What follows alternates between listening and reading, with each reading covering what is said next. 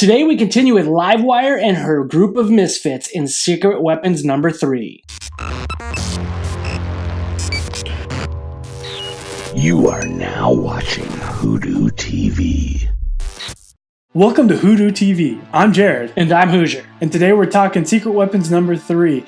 Another book by Heisserer with art by Raul and Patricia Martin. Heisserer is doing such a good job of getting me emotionally invested in this book. I just love it. I agree. Heisserer really brings it. He's able to move forward both character development and story at the same time, and it's flawless. It's great. You learn so much more about the characters while they're moving forward in the story. It's awesome. As always, we read this book, and so we hope that you have. That being said, we will be spoiling a few things in this story.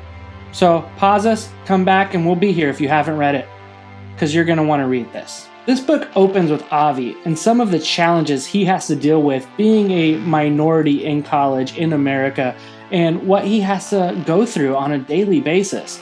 And it really touches a lot of strings within the heart and makes you really feel for this guy and what he's having to deal with. Yeah, Avi was a character who kind of popped up in number 2, and you got to learn a little bit, but he ultimately decided not to join the team. In this book, you really just get to learn so much more about him and really do feel him. I mean, he wears a turban because he's a Sikh, and there's scenes in this where people are taking pictures of him and, you know, saying it to their friends and saying, like, is this a terrorist? And it's really heartbreaking for this guy, and he doesn't seem to have any friends outside of that. Now take that struggle and pair that up with being a psiot at the same time, and this guy's got a lot on his plate. This first part of the book really touches with a lot of ignorance that he's having to deal with people thinking he's Muslim because of his turban. And it's very difficult for him. And again, after the psiots were released and people knowing he's a psiot, he is having a very difficult time just getting by day to day with people. But we get to see him kind of overcome it and get some payback. Yeah, he's cornered by a handful of gentlemen, and they decide to poke fun at him, and they try to fight him. They try to attack him and beat him up. And Avi has the great power to turn to stone whenever he wants to. So whenever they threw a punch, they meet it with a stone face, and they pretty much break their hands. Throughout this fight, Avi is using it more as defense, and then he starts to move it to more offensive. Like he'd jump up, turn to stone, and break a guy's leg. But it's really interesting because you can tell in some of the boxes what he's thinking, and he keeps telling himself, like, no, don't do this, and he breaks a guy's leg, and you're like, well, I did it now. And it's just something, that internal struggle that he's dealing with himself, you know, to calm the anger or to let it take over him. Meanwhile, while this is happening, Livewire tells Owen and Nikki that they need to go and help out Avi. And later the police come and they go and they work as a great team to get out of a situation that looked like it could have been pretty difficult. Yeah, and this situation also touched on another political issue with, you know, police corruption, police that want to kill and cover up their actions and not be held accountable. There's a scene where a police officer puts up the hood on this vehicle. It's an anti-psiot vehicle, so it's this huge hulking tank.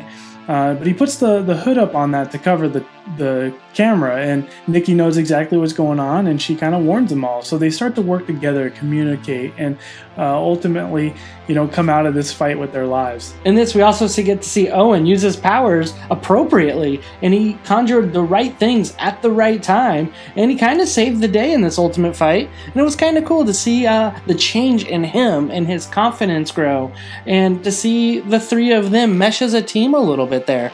It was pretty cool. And while they're fighting, we get a scene of Livewire, and she's reaching out to Axe to kind of do a little bit more digging into, you know, what's going on with this Operation Insurance Policy and, you know, who the scavenger is, and seeing if he knows anything about that. And one piece I really liked within that conversation and in the very beginning is that there was some tie-ins to Rook and the Harbinger Renegades number 5 issue with the Generation Zero and Hardcore having their fight.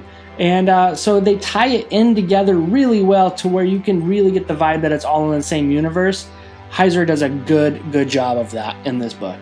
Yeah, you definitely see that there's ripples of what happened with another book into this book, so it's great. Axe actually provided some information to what he believed was the scavenger's old phone number, which led to Livewire finding Rexo and the scavenger. Rexo's able to get a drop on Livewire, and he takes her. The scavenger tells her that he has something that he needs to talk to her about. So this leaves Nikki, Owen, and Avi to save Livewire. I really love the way that this is bringing up some hot buttons that are happening in the world today, with the ignorance, with the racism, with the police. It's doing it in such a way that it seems very natural. It's not forced, and it's pretty accurate. It's pretty good. Yeah, I agree. I mean, to be a psiot, it's almost an allegory for our own world, for different struggles that people are having. And these police pretty much just tried to kill them because they're psiots, you know. It didn't have to do with the race of Avi or anything like that. It was pretty much them as psiots. They saw them as a threat and pretty much resorted to violence immediately. It was their intention to try and kill them, which is why they lifted that hood. So it really does touch on those things, and it's I mean, it definitely reaches out to a different perspective than I can have, you know? He's also doing a really good job of making these guys become a team.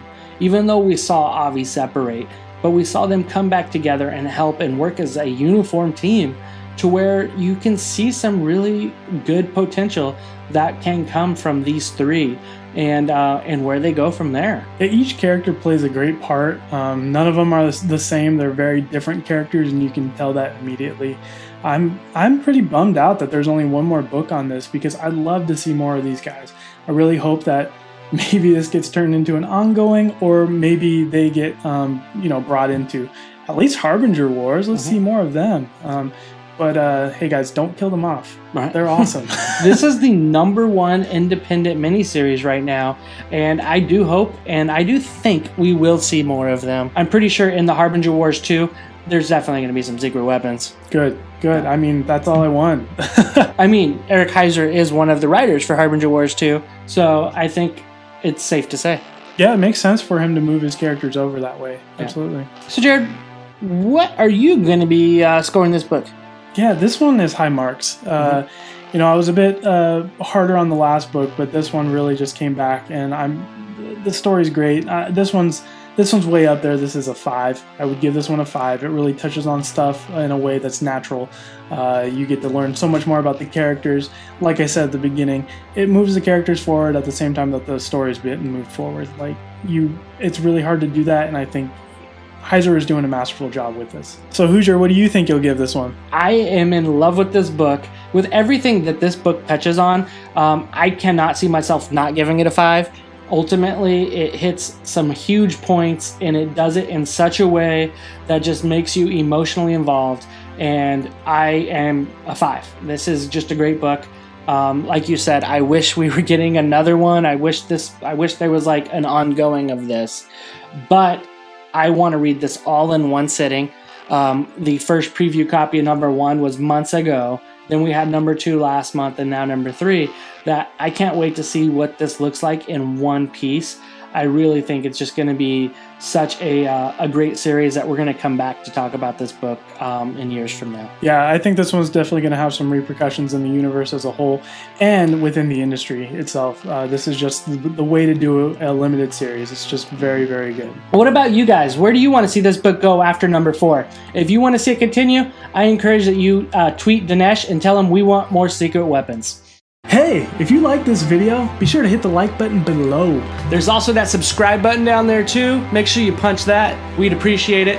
Follow us at Twitter at WhoDooTV, also on Facebook. We'd like to thank our friends over at OutrightGeekery.com. Be sure to check them out. They got all sorts of nerdy stuff on there. Links down in the description. Thank you for watching WhoDooTV. We appreciate you guys.